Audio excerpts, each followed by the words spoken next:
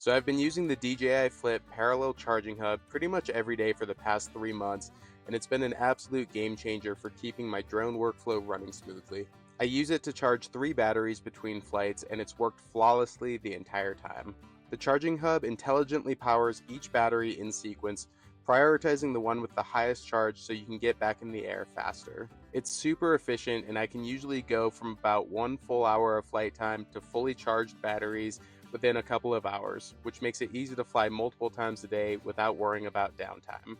Because I fly twice a day, usually at sunrise and sunset, having all 3 batteries ready to go lets me focus on creativity instead of logistics. I've been able to capture everything from quick tracking shots and hyperlapses to panoramas and smooth cinematic passes without ever running short on power. It's compact, well built, and exactly what you'd expect from DJI in terms of quality and reliability. If you're flying the Flip regularly, this charging hub is essential.